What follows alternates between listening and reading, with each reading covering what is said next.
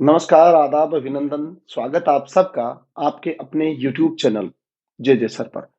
दोस्तों, मैं हिंदी व्याकरण की संपूर्ण अध्याय आपके सामने प्रस्तुत कर रहा हूँ इस चैनल के माध्यम से, जिसमें मैं लगातार आपके सामने वीडियो डालता रहा हूँ यूट्यूब पे। और आज इसी में हम बात करेंगे स्पेलिंग, जिसे हिंदी में वर्तनी कहा जाता है। व्यक्ति की वर्तनी जितनी अधिक सुदृढ़ होगी, उसकी भाषा का ज्ञान भी उतना ही समृद्ध ज्ञान हो जाएगा।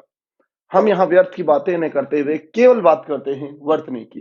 देखिए, वर्तनी का मतलब है किसी शब्द के लिखने में प्रयुक्त वर्णों के कर्म को वर्तनी कहा जाता है।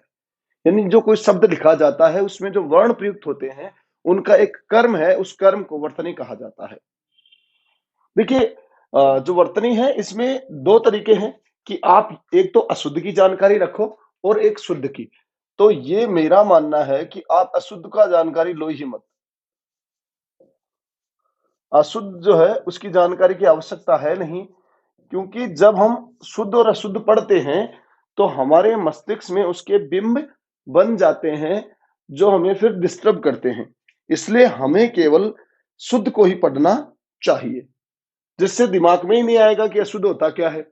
इसलिए मैं अपने मतानुसार आपको बता दूं कि सदैव व्यक्ति को वर्तनी अध्ययन के दौरान केवल शुद्ध वर्णों का अध्ययन ही करना चाहिए, जिससे कि आप चीजों को भूलेंगे ही नहीं। पहले स्वरागमन। देखिए, सबसे पहली बात मैं आपको बता दूं कि जो स्वर होते हैं उनके आगमन से क्या हो जाता है।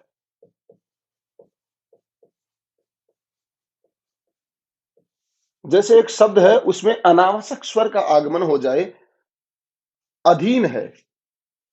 अधीन, मैं केवल यहां शुद्ध की बात करूंगा आपके सामने। अधीन, इसको आधीन भी लिख देते हैं, जबकि शुद्ध क्या है? अधीन है। अनधिकार, अनधिकार, जिसे अक्सर अनाधिकार भी लिख दिया जाता है। शुद्ध वर्णों की बात की जाए केवल, तो आप इस चीज को देखकर कभी मेरे हिसाब से भूलेंगे नहीं, क्योंकि शुद्ध पढ़ने से अशुद्ध दिमाग में आएगा ही नहीं।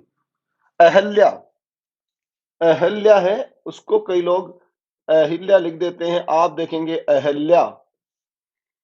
अहल्या,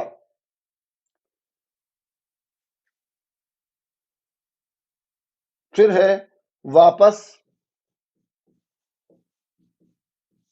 पता है आपको, वापिस लिख देते हैं, गलत होता है, वापस शुद्ध है। व्यापारी, व्यापारी।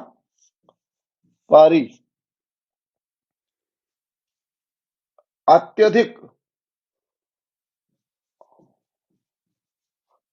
क्या लिख देते हैं? अत्यधिक। ये केवल शुद्ध ही लिख रहा हूं मैं आपके सामने, जो कुछ महत्वपूर्ण शुद्ध है वो लिख रहा हूं आपके सामने मैं।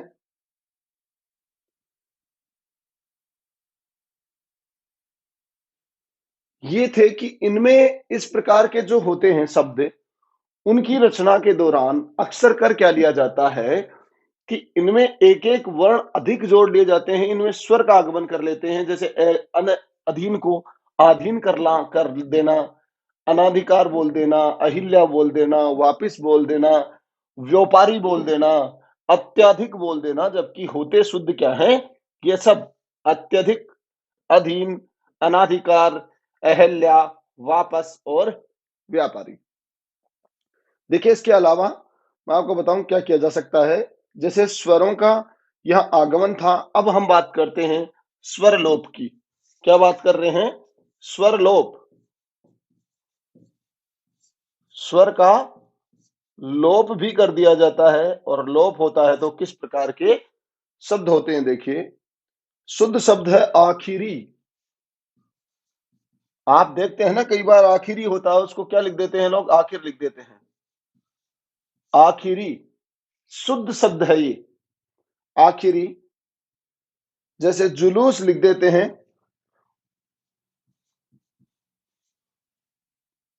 जुलूस, जिसको जलूस बोल देते हैं, जबकि होता क्या है? जुलूस होता है। जैसे सतरंगिनी, सतरंगिणी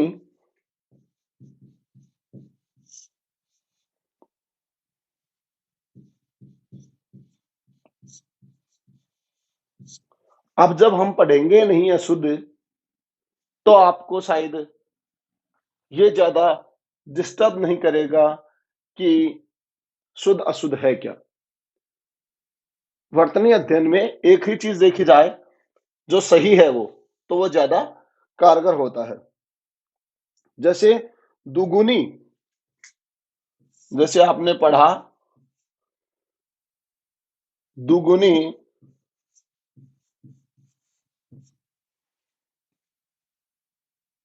ये आपके स्वर लोप से संबंधित उदाहरण है।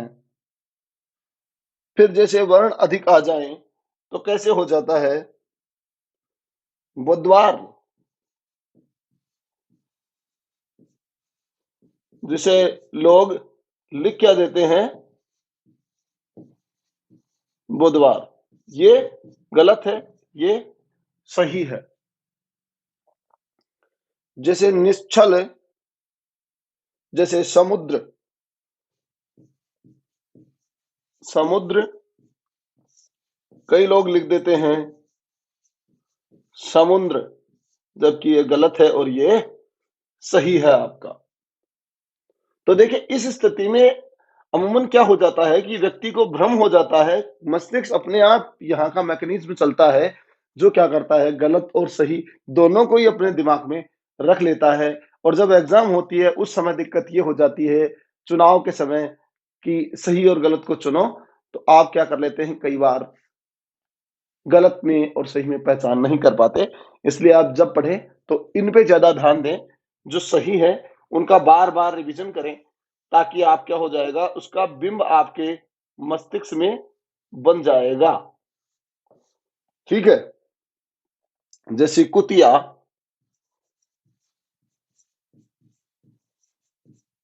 और इसको लिख देते हैं कई लोग यूं, तो एक व्यंजन क्या हो गया यहां पर अधिक आ गया है ये, और ये हो गया गलत, ये है आपका सही। समझ गए बात? इस प्रकार आपका अधिक एक वर्ण आने से है। अब एक बार मैं आपको बता दूं वर्ण कर्म जो है उसको भंग करने पर क्या हो जाता है।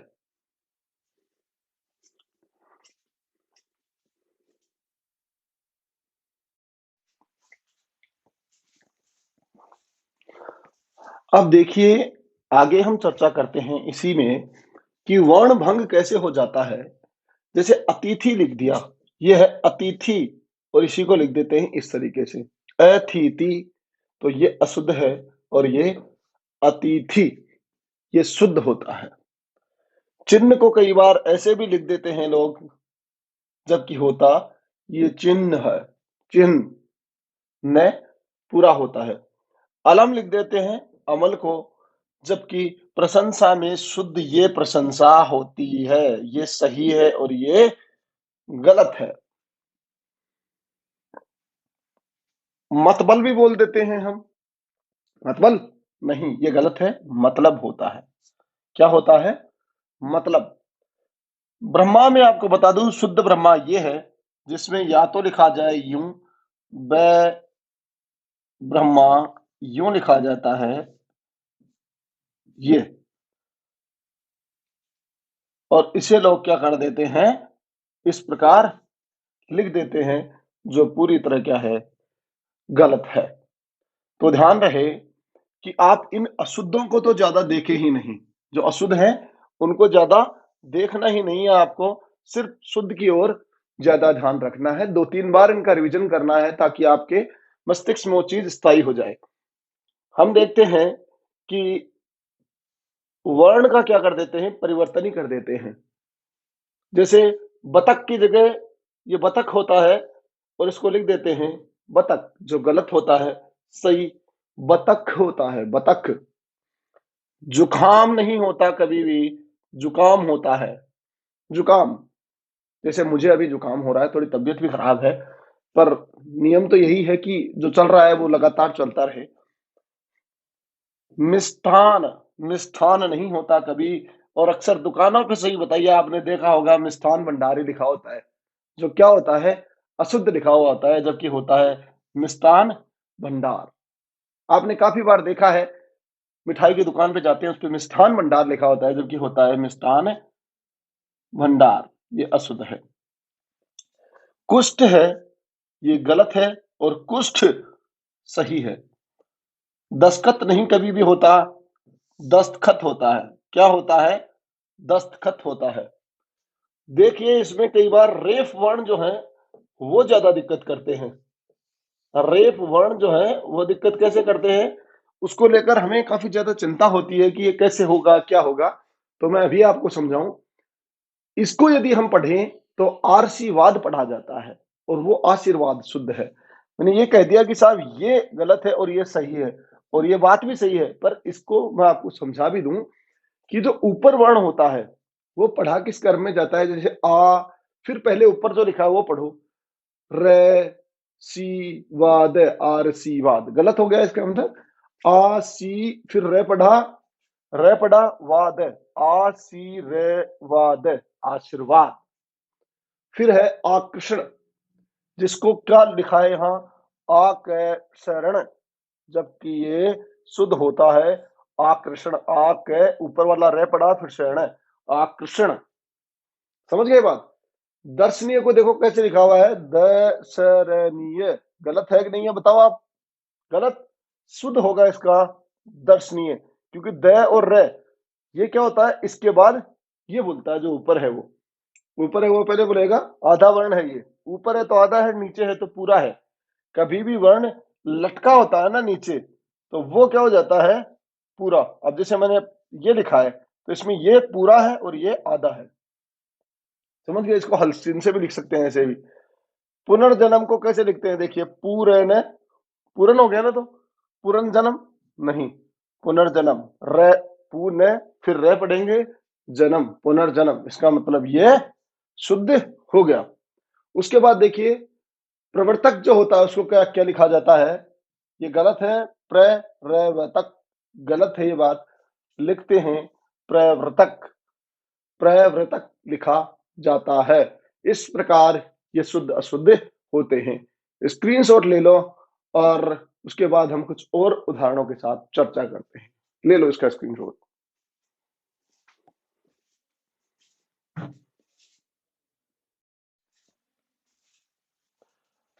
अब हम कुछ देख रहे हैं इनमें, जैसे अनुग्रहित। इसमें क्या होता है कि जो री होता है उसके स्थान पर रे कर देते हैं। ये जो री है, इस री के स्थान पर रे कर देते हैं, तो लिख क्या देते हैं, अनुग्रहित। जबकि ये क्या है, पूरी तरह गलत है। सही होता है मित्रों ये अनुगृहित। री की मात्रा होती है इसमें प्रकृति, प्रकृति जो गलत है, और शुद्ध प्रकृति ये है। अब ये उदाहरण तो आपने देखते ही बता दिया कि साहब प्रकृति शुद्ध ये लिखी हुई है। क्यों बता दिया? इसका कारण ये था क्योंकि ये चीज आप बार बार जीवन में से देखते रहते हैं, पढ़ते रहते हैं, इसलिए आपको पता है कि शुद्ध प्रकृति कौन सी लिखी हुई है। ये आपके दिमाग में बने हुए इस बिंब ने, उस चित्र ने आपको बता दिया कि प्रकृति शुद्ध ये लिखी हुई है, इसलिए इसे ज्यादा देखते हैं। भृगु अशुद्ध वो है, ये शुद्ध भृगु होता है। जागृति, जबकि शुद्ध जागृति होता है। कबड्डी, जबकि शुद्ध कबड्डी होता है। शुद्ध क्या होता है, कबड्डी, ड और डी, कबड्डी होता है। द्वंद्व में द के नीचे व और फिर मात्रा न की, फिर इधर द, द्वंद्व ये शुद्ध है। महत्व, इसमें तय के साथ तय लगा होता है। ध्यान रहे, महत्व जब भी लिखते हो आप, यहाँ तय के साथ भी आधा तय लगाए, तय के साथ आधा तय लगाएं, महत्व में शुद्ध ये है। अब देखिए, संधि के दौरान हम क्या कर देते हैं कि वर्णों को गलत लिख देते हैं। उपर्युक्त होता है सही, जबकि कई लोग उपरोक्त भी लिखकर गलत लिख देते हैं। उपरोक्त गलत होता है, उपर्युक्त शुद्ध और सही होता है। सदोपदेश नहीं होता कभी भी, सद उपदेश, सदुपदेश कहलाता है। रविंद्र में कभी भी छोटा रवि नहीं आता, रविंद्र में बड़ा आता है। रविंद्र इस प्रकार लिखा जाता है, रविंद्र, रविंद्र होता है। फिर देखिए, समास के दौरान भी कई बार आदमी गलतियां कर देता है। जब समास किया जाता है उस दौरान, जैसे नवरात्रि, गलत है नवरात्रि, सही नवरात्र होता है। क्या होता है? नवरात्र सही होता है। दोपहर बिल्कुल गलत है, दोपहर दोपहर होता है, दोपहर होता है। पक्षीराज, अब इसमें क्या होता है कि मात्राएं जो है वो पक्षी में तो सही है, पर इसमें जब समास किया तो ये मात्रा क्या हो जाती है? छोटी। और पक्षी राज, पाणी ग्रह, जैसे योगी राज, योगी लिखें तो सही है, पर योगी राज लिखेंगे तो मात्रा क्या हो जाती है? छोटी हो जाती है। ध्यान रहे, मात्राएं छोटी हो जाती हैं। पिता भक्ति, कभी नहीं होता पिता भक्ति, पितृ भक्ति होता है। क्या होता है? पितृ भक्ति होता है। अब आप देख रहे हैं प्रत्यय जुड़ने के बाद क्या परिवर्तन होता है। देखिए, जैसे व्यवहार में एक प्रत्यय जोड़ दिया तो क्या हो जाएगा? व्यवहारिक हो जाएगा, व्यावहारिक। तो अब हम क्या करते हैं कि ये अशुद्ध है, मैं आपको कह रहा हूं ये अशुद्ध है। क्यों है अशुद्ध? कि जब कभी व्यवहार, इसमें एक प्रत्यय जोड़ा जाएगा तो क्या होता है दोस्तों? ना केवल रे में परिवर्तन होगा, बल्कि जो प्रथम है इसमें भी आ जाता है, इसमें आवर्ण आ जाता है, इसलिए क्या हो जाएगा? व्यावहारिक। जिसे प्रमाण है, इसमें एक जोड़ा तो पीछे तो इक कर ही देंगे ना, प्रामाणिक, पर यहां क्या करेंगे? इसे प्रा करेंगे। आ की मात्रा प्रथम वर्ण में हो जाती है, प्रामाणिक, इसलिए ये शुद्ध है। निर्दयी कभी नहीं होता है, इसमें निर्दय होता है। निरोगी नहीं होता, निरोग होता है। क्या होता है? निरोग होता है। इसी प्रकार देखिए, स्त्रीलिंग करते हैं जब हम, तो उस स्त्रीलिंग बनाने के दौरान भी गलतियां कर दी जाती हैं। वो कैसे? जैसे कवियित्री, कवियित्री नहीं, कवयित्री होता है, कवयित्री होता है। सुलोचनी नहीं होता, सुलोचनी नहीं होता, सुलोचना होता है। जिसके सुलोचन है, सुलोचना होता है। हंसनी नहीं होता दोस्तों, ये हंसिनी होता है, हंसिनी होता है। श्रीमती में कभी छोटी मात्रा नहीं आती, श्रीमती में मात्रा आती है आपकी बड़ी, ये श्रीमती होता है। विसर्ग को लेकर अब बात कर लेते हैं कि जहां विसर्ग आ जाते हैं वहां क्या किया जाए, कौन से शुद्ध होते हैं। विसर्ग जब लिखे जाए तब विसर्ग को कभी नहीं हटाएं। विसर्ग सहित लिखा प्रातःकाल शुद्ध होता है। दुख अक्सर ऐसे लिख देते हैं लोग, जो क्या होता है? गलत होता है। दुख क्या है? तत्सम, और इसे लिखेंगे दुख, दुख। प्राय, ये भी बिल्कुल गलत, इसमें लिखा जाएगा प्राय, विसर्ग लगेगा पीछे। अब अगली बात मैं आपको बता दूं, हल चिन्ह लगाने के दौरान भी लोग बाग क्या करते हैं? उस हल चिन्ह को भूल जाते हैं और सुविधा के लिए नहीं लगाते। देखिए कैसे, जैसे परिषद लिख दिया तो ये गलत है, परिषद शुद्ध में द के हलंत लगता है, इसलिए परिषद होगा। विद्युत है, ये गलत, इसमें भी हल चिन्ह लगता है, ये विद्युत इस प्रकार लिखा जाता है जिसमें तय के हलंत होता है। पृथक, री की मात्रा को री तो बोलेंगे भाई, पृथक बोलेंगे इसको, पृथक नहीं बोले, पृथक नहीं बोले, पृथक बोले तो ये हो जाएगा आपका पृथक से पृथक, और इसके के क्या लग जाएगा? हल चिन्ह लग जाएगा। इसकी इसी तरीके से वर्तनी शुद्धि की जाती है। और ध्यान रहे कि वर्तनी शुद्धि समझने का सबसे अच्छा उपाय, एक बार जरूर हमने देखा कि अशुद्ध को देख लेंगे, बाकी अशुद्ध को ना देखकर बार बार हमें क्या देखना है? सिर्फ शुद्ध को ही पढ़ते रहना है, शुद्ध को ही पढ़ते रहना है, जिससे कि हमारे दिमाग में उसी की छाया बन जाए। तो ये था आपका वर्तनी शुद्धि। आज की क्लास आपको कैसी लगी, इसके बारे में आप मुझे कमेंट करके जरूर बताएं। साथ ही चैनल को सब्सक्राइब करना ना भूलें, बेल आइकन को जरूर दबा लें, ताकि इसकी नोटिफ़िकेशन आपको टाइम टू टाइम मिलते रहें। मिलते हैं अगली कक्षा में, तब तक के लिए धन्यवाद। जय हिंद, जय भारत।